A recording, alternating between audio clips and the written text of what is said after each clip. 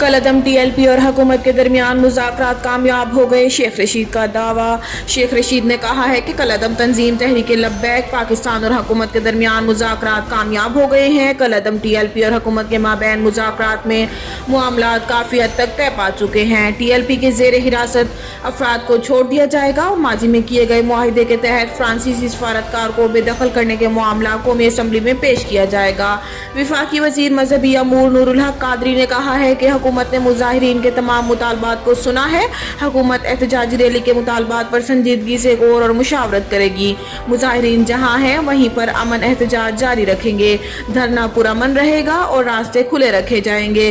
पुरअमन रहने की सूरत में पुलिस और सिक्योरिटी इदारे धरने के खिलाफ कोई कार्रवाई नहीं करेंगे। मुतालबात की मंजूरी के बाद मुजाहिरीन पुरअमन तौर पर एहतजाज खत्म कर देंगे।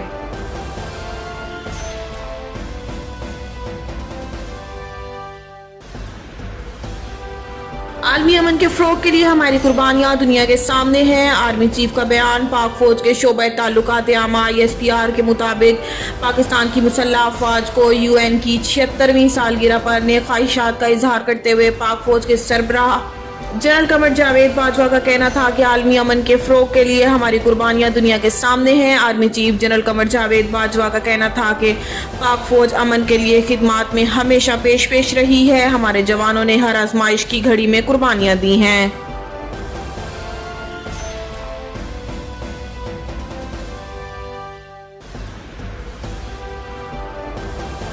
हुकूमत मुआशी तबाही और महंगाई से कौमी सलामती खतरे में डालने की मुजरिम है। अपने बयान में शहबाज शरीफ ने कहा है कि पाकिस्तान की मईशत अवाम और मौजूदा हुकूमत में एक को चुनना होगा। इस हुकूमत का एक एक मिनट पाकिस्तान को अरबों डॉलर का नुकसान दे रहा है। महंगाई कंट्रोल करने का ऐलान करके अशिया खुर्दनोश की कीमतें मजीद बढ़ा दें, ये है इस हुकूमत का एहसास और वादा। एक बार फिर मेरी बात सच साबित हुई कि ये हुकूमत अवाम और IMF दोनों को धोखा दे रही है और झूठ बोल रही है। अगर IMF के साथ शराइत तय नहीं हुई, मुज़ाकरात आगे नहीं बढ़े तो फिर कीमतों में इजाफा क्यों किया जा रहा है? हुकूमत अवाम और पार्लियामेंट से IMF की शराइत क्यों छुपा रही है? शराइत नहीं माने तो फिर महंगाई क्यों? महंगाई में मुसलसल इजाफा और IMF की सलामती और कौमी इदारों के बैंक अकाउंट से मुतालिक शराइत खतरे की घंटी है।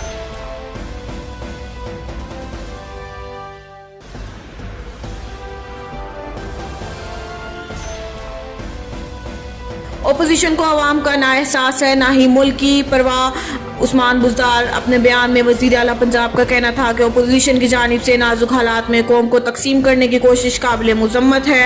अपोजिशन को अवाम का ना एहसास है ना ही मुल्क की परवाह। ये अनासिर सिर्फ पॉइंट स्कोरिंग के लिए कौमी मफादात को दाव पर लगा रहे हैं। अपोजिशन का एहतजाज बेमानी हैसियत रखता है। बदकिस्मती से इन अनासिर का एजेंडा सिर्फ ज़ाती मफादात के गिर्द घूमता है। ये अनासिर अपने दौर में भी अवाम से मुखलिस ना थे, ना अब हैं और ना आइंदा होंगे।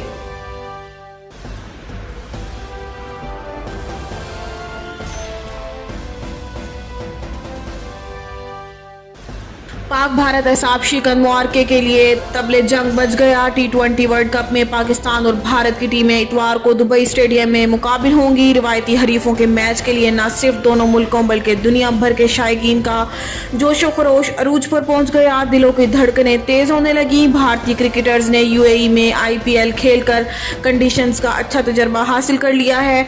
दूसरी जानिब न्यूजीलैंड और इंग्लैंड के खिलाफ होम सीरीज मुलतवी होने की वजह से ग्रीन शर्ट्स को अच्छी तैयारी का मौका नहीं मिल सका। वर्ल्ड कप स्क्वाड में शामिल क्रिकेटर्स नेशनल T20 कप में मैच प्रैक्टिस के लिए कोशा रहे।